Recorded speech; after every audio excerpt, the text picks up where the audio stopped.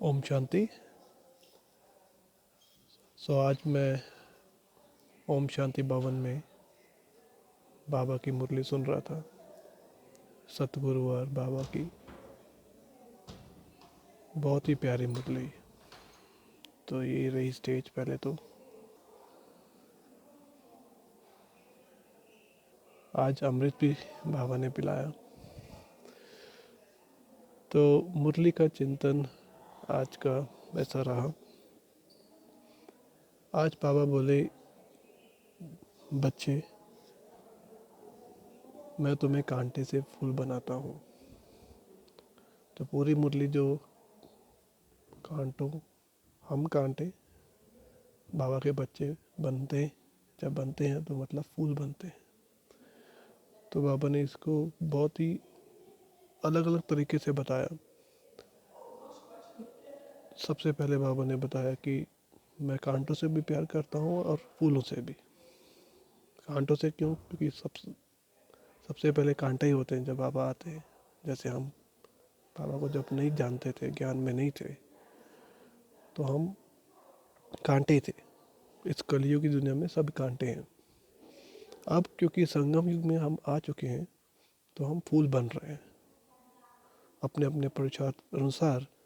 कोई कोई बन चुके हैं, कोई बन रहे हैं, लेकिन सबका प्रयास बाप समान बनना है, जो एकमात्र लक्ष्य है। उसके बाद बाबा ने हमें पहले इसकी इम्पोर्टेंस बताई कि बाबा सबसे पहले जो आते हैं वो कार्य करते हैं, वो अपने समय अनुसार करते हैं। किसी को भी फूल से, कांटे से फूल बनाना तो ऐसा नहीं कि कभी भी हो सकता है। ये लिखा हुआ है, ड्रामा अनुसार होता है। तो जैसे जैसे जिन जिन को जब भी ज्ञान मिलना है, या बाबा से जिसको हम बोलते हैं ज्ञान का अमृत, जब उनके अंदर जाता है, तो बाबा की जो उनको बाबा के बारे में पता लगता है, तभी उनमें परिवर्तन शुरू होता है। तभी वो कांटों से फूल बनना शुरू होते हैं। तो सबका अपना अपना टाइम है। और बाबा का तो हमें पता ही है कि बाबा एक कार्य कब शुरू करते हैं, लेकिन ऐसा नहीं कि सबका एक साथ होता है।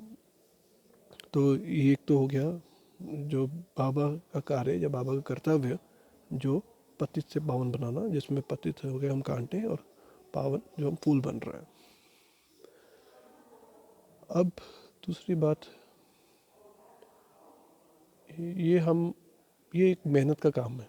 क्योंकि इसमें ऐसा नहीं कि बाबा बाबा मेहनत कर रहे हैं। इसमें बाबा ने खुद लिखा है कि इसमें मैं मेहनत करता हूँ। तो बाबा को अगर मेहनत करनी पड़ रही है, क्यों करनी पड़ रही है, पहले हमें ये सोचना चाहिए। इसका मतलब हमें वो कुछ हमसे वो कुछ करवाना चाह रहे हैं। हमें बोल रहे हैं कि तुम बदलो, तुम्हें फूल बनना है। तो जैसे कि हमें पता है कि अभी नई दुनिया की स्थापना हो रही है, तो स्थापना के लिए फूल चाहिए, कांटे नहीं चाहिए। कलयुग कांटों का जंगल, सतयुग फूलों का बगीचा। तो फूल चाहिए, तो फूल यहीं से बनने, नए फूल नहीं आने। तो नए नई सृष्टि की रचना के लिए बाबा हमसे जो भी हमसे कार्य करवाना है वो करवा रहे हैं। लेकिन उससे पहले हमें ज्ञान देकर, धारणाएं हमारी सेट कर कर, मतलब हमें धारणाएं करनी है, जिसके लिए बाबा हमें रोज प्रेरित करते हैं, मोटिवेट करते हैं, हमें ज्ञान सुनाते हैं अलग अलग तरीके से। एक ही बात समझाते हैं कि आत्मा बनो, आत्मा समझो, आत्मा समझ के कार्य करो। तो उनका भाव यही है कि हमें बदलना है। ये सृष्टि खत्म होनी है, तो आपको अचल अडोल बनना है। आपने इस पुराने शरीर के साथ कोई लगाव नहीं रखना।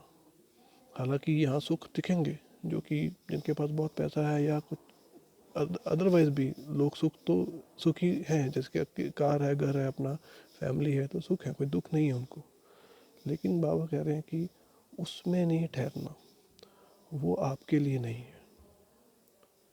आपको लेकिन घर पे रहते हुए, जैसे हम लोग गृहस्थी वाले हैं, तो गृहस्थी में रहते हुए अपना जो कार्य है, जो भी बाबा ने कर्तव्य दिए हुए हैं, ज्ञान का जो भी ज्ञान के पॉइंट शेयर करना, दूसरों को ज्ञान सुनाना, बाबा का परिचय देना, सेवा करना, ये करते रहना है। और पावन बनकर बाबा ने सिर्फ एक ही चीज़ बोली है कि आप पावन बनने की प्रतिज्ञा करो, गृहस्थी में रहो, और जिनको ये तीर लगेगा, कौन सा तीर, जो बाबा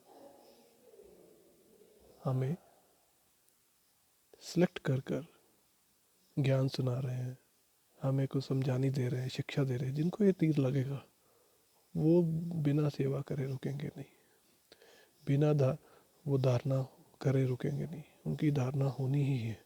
तो जैसे जैसे ज्ञान चढ़ेगा, समाता जाएगा, धारणा होती रहेगी।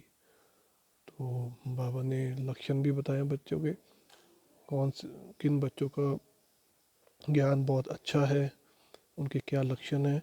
तो वो तो पहले किसी को दुख नहीं देंगे, कभी भी, मतलब कांटा नहीं बनेंगे किसी के लिए। कांटा मतलब दुख, यहाँ पर दूसरों की मदद करेंगे, जो बाबा के कार्य में उसमें सहयोग देंगे। तो ये सब चीज़ें हमें बाबा ने इसलिए समझाई कि एक रिस्पॉन्सिबिलिटी है, बड़ी रिस्पॉन्सिबिलिटी है, मेहनत का काम है। तो इसको ऐसे नहीं कि बाबा ने मेहनत बोला लेकिन तो उनकी मेहनत है, हमें कुछ खास नहीं करना, अपने आप हो जाएगा। हमें भी धारणा युक्त होके रहना है, जो धारणाएं बताई गई हैं वो फॉलो करनी है, लेकिन ग्रस्त में रहते हुए, अब सबसे अलग।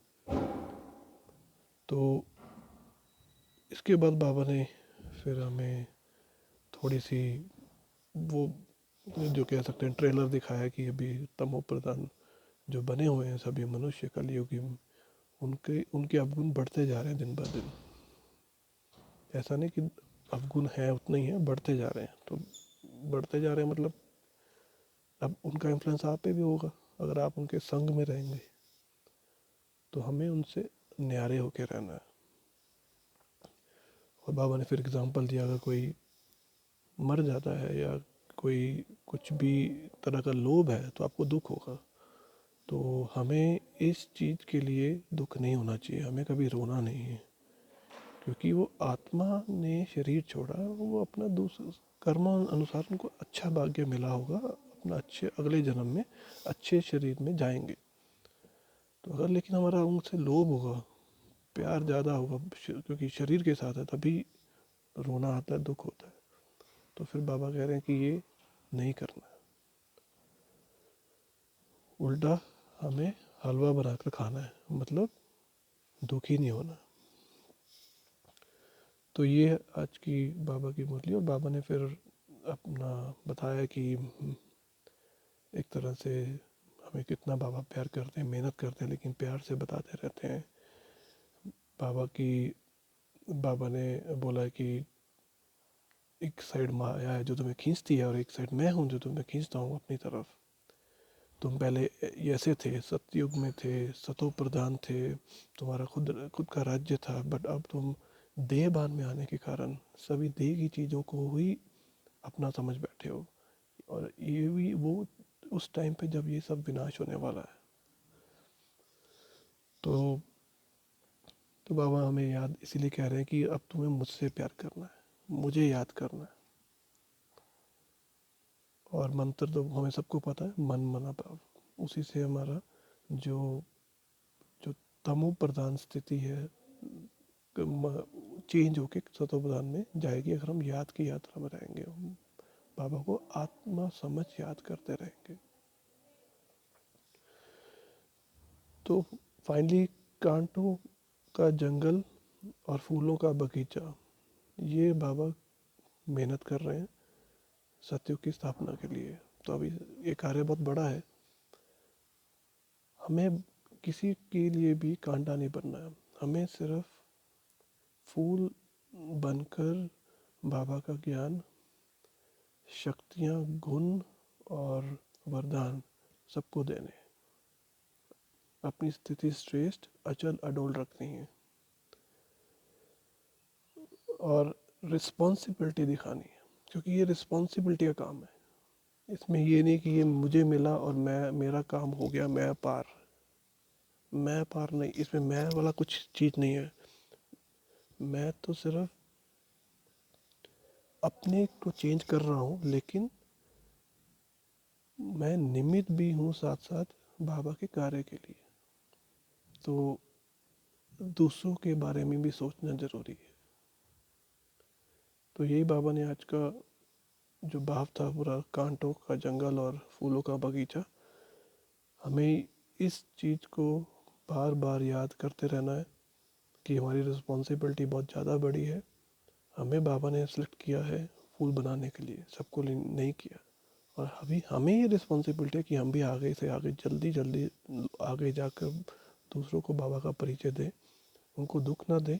पहले तो अगर कोई हमसे सहमत नहीं है किसी चीज़ में, तो आप समझ सकते हो कि वो अज्ञानी है, उन पर दुख नहीं होना चाहिए। अगर वो कुछ दुख कर, गुस्सा कर रहे हैं आपसे, तो आपको पता है कि वो चीज़ उनको नहीं पता। जैसे हमें पहले नहीं पता था ज्ञान का, तो हमें दुख होता था। तो आपको अगर सामने वाला कोई बुरा कह रहा है या नहीं समझ रहा, तो आपको पता है वो अज्ञानी है। अगर उसको ज्ञान होगा तो ऐसा नहीं बोलेगा, ऐसा नहीं करेगा। तो वही बात हुई कि चाहे वो छोटा है या बड़ा है, बच्चा है या बड़ा है, अगर उसको कोई चीज़ नहीं पता है तो आप उस पर गुस्सा या आप उसको बुरा भला नहीं कह सकते, क्योंकि आप ज्ञानी हो, वो ज्ञानी नहीं है। तो आपको पता, उसको नहीं पता है। तो ये चीज़ जानते हुए इसी में हमें समझ दिखानी है, समझदार बनना है। तो आज हमें बहुत सारी रिस्पॉन्सिबिलिटी, बेसिकली बाबा ने तो एक तरह से हमें एक लेसन दिया है कि, और सेवा का एक कार्य दिया है कि कैसे हम कांटे थे, फूल बन रहे हैं। बाबा हमारे लिए क्या क्या मेहनत कर रहे हैं, और हमें भी दूसरों को ये मैसेज देना है, इसका डिफरेंस बता के। तो अभी कलयुगी कांटों की दुनिया में जो लोग रह रहे हैं, उनको बाबा का मैसेज देना है, डिफरेंस बता के कि तुम फूल बनना चाहते हो, तुम भी सतोप्रधान बनना चाहते हो, परमात्मा स्वयं आए हुए हैं हमें कांटों से फूल बनाने के लिए। तो ये चीज़ हमें बार बार अपने स्मृति में रखते हुए याद रखना है कि ये मैं कोई बहुत बड़ा रोल प्ले कर रहा हूँ यहाँ पर। अब मैं साधारण मनुष्य नहीं हूँ, तो मेरे एक्शंस जो है नॉर्मल या साधारण मनुष्य जैसे नहीं हो सकते। मेरी सोच, संकल्प वेस्ट नहीं हो सकती। कम संकल्प हो परंतु श्रेष्ठ हो। चाहे हर मुरली से एक दिन एक ही संकल्प लेना चाहिए।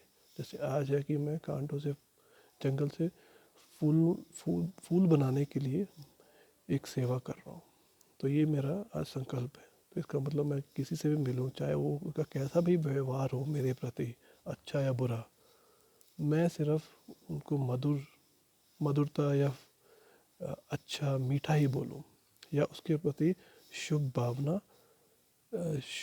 शुभ चिंतन करते हुए शुभ चिंतक बनूं, जो कि वरदान भी था। शुभ चिंतन करूं उनके प्रति, ताकि मैं उनका शुभ चिंतक बनूं। तो ये हमारा आज का पूरा मुरली का जो चिंतन रहा। मैं चाहता हूँ कि हम लोग इस पे रोज़ काम करें। ये एक अभ्यास है, एक्सरसाइज है। जब तक हम बाबा के मुरली के पॉइंट्स का चिंतन नहीं करेंगे, उसका सार नहीं निकालेंगे, तो हमें अब उसका कुछ नशा नहीं आएगा मुरली का। तो फिर ये एक तरह से एक डेली एक रूटीन जैसी बन जाएगी, और ये रूटीन वर्क नहीं है। बाकी सब रूटीन वर्क है, क्योंकि सब रूटीन वर्क हमें इसलिए चलाने हैं क्योंकि शरीर को चलाना है, घर को चलाना है, संबंध निभाने हैं। वो रूटीन है और वो सब खत्म होने हैं। जाना हमारे साथ क्या है, ज्ञान। और अगर हमने उसको मंथन नहीं किया, उसका निचोड़ नहीं निकाल के धारणाएं नहीं की, तो we are wasting our time. ठीक है, कल मैं फिर से नए मुरली की नई चिंतन के साथ वापस आऊँगा। लेकिन यहाँ का जो माहौल है बहुत ही ज़्यादा शक्तिशाली, हालांकि अभी मैं अकेला हूँ इस पूरे ओम शांति भवन में। बहुत ही सुंदर। और मुझे मौका मिला आज यहाँ मुरली का चिंतन करने के लिए और बैठ के शेयर करने के लिए। ओम शांति।